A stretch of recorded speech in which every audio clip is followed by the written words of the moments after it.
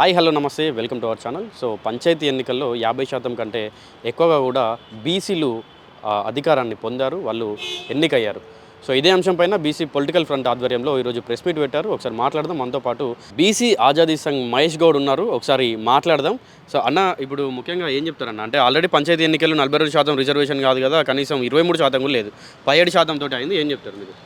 ఈరోజు ఈ మధ్యన జరిగినటువంటి సర్పంచ్ ఎన్నికల్లో మొత్తం దాదాపు 12,000 పైగా గ్రామ సర్పంచ్ ఎన్నికలు జరిగితే బీసీలు 5,000కు పైగా బీసీలు, ఎస్సీ ఎస్టీలు కలిసి మొత్తం బీసీ ఎస్సీ ఎస్టీలు కలిసి దాదాపు 9,000 పైన సర్పంచులు గెలిచి ఈరోజు తెలంగాణలో విప్లవం సృష్టించారు.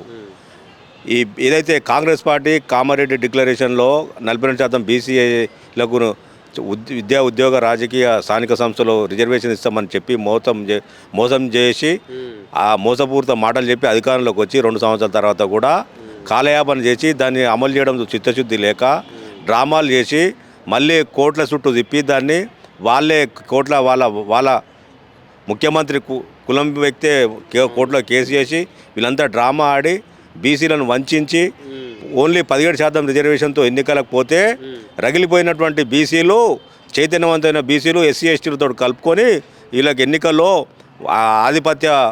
తెలంగాణలో ఆధిపత్య రెడ్లు వెల్మలకు ఈ కాంగ్రెస్ టీఆర్ఎస్ బీజేపీ పార్టీలకు తగిన బుద్ధి చెప్పి ఈరోజు విప్లవం సృష్టించారు. ఈ విప్లవం వీటితో ఆగేది కాదు.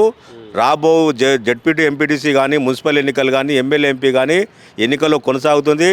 మా లక్ష్యం ఒకటే, తెలంగాణలో బీసీ ఎస్టీల రాజ్యాధికారం. మేమెంతో మాకంత వాటా, మా జనాభా బీసీ ఎస్టీలకు ఎంత ఉందో వాటా, జనాభా ఎంత ఉందో అంత ఎమ్మెల్యేలు, ఎంపీలు, మినిస్టరు, ముఖ్యమంత్రి, విద్యా ఉద్యోగాల్లో వాటా గురించే అది వచ్చేదాకా మేము అందరం కలిసి పోరాడతాం. దాన్ని వదిలిపెట్టే ప్రసక్తి లేదు. మా నిరంతరం సర్వాయి పాపన్న ఏదైతే స్ఫూర్తి 400 సంవత్సరాల కింద ఏదైతే ఇచ్చిండో బడుగు బలహీన వర్గాలకు, ఆ స్ఫూర్తితో తెలంగాణలో బీసీ ఎస్టీల రాజ్యాధికారాన్ని నిర్మిస్తాం. ఇప్పుడు పార్టీలో వాళ్ళ రంగు మొన్ననే బయటపడ్డది. ఇప్పటికైనా పార్టీలో వాళ్ళ శుద్ధశుద్ధి నిలుపుకొని 42% కాదు, ఇప్పుడు బీసీ ఎస్టీలు కలిసి వాళ్ళు గవర్నమెంట్ లెక్కల ప్రకారం, జనాభా లెక్కల ప్రకారం, ఈ మధ్యన తెలంగాణ గవర్నమెంట్ తీసిన లెక్కల ప్రకారం కులగణన చేసే లెక్కల ప్రకారం 56% పైన ఉంది. ఆ లెక్కల ప్రకారం మీరు పార్టీలు జెడ్పీటీసీ, ఎంపీటీసీ, మున్సిపల్ ఎన్నికల్లో బీసీలకు టికెట్లు ఇవ్వాలి. ఎట్లాగో ఎస్సీ ఎస్టీలకు రిజర్వేషన్ ఉంది కాబట్టి బీసీలకు జనాభా ప్రాతిపదికన రిజర్వేషన్ ఇవ్వాలి. ఇవ్వకుండా మీరు ఎన్నికలకు పోతే, మీరు డ్రామా ఆడితే మిమ్మల్ని ఈ సర్పంచ్ ఎన్నికల్లో ఏ విధంగానైతే బుద్ధి చెప్పిరో ఆ విధంగానే మీకు బుద్ధి చెప్తాం. ఓటుదానే చెప్తాం. మేము ప్రజలకు పిలుపునిస్తున్నాం. తెలంగాణలో ఆధిపత్య కులాలకు, ముఖ్యంగా రెడ్లు, వెలమ, కమ్మలకు తెలంగాణలో బీసీ ఎస్టీలు ఓటు వేయొద్దని మేము విస్తృతంగా ప్రచారం చేయడమే కాదు, మేము వాళ్ళని చైతన్యం చేయడానికి, ఎన్నికల్లో వాళ్ళ ఓట్లు వాళ్ళు వేసుకోవడానికి ఏం చేయాలో ఏం చేయకూడదు అన్నీ కూడా మేము బీసీ ఎస్టీలు అందరం కలిసి పనిచేస్తాము.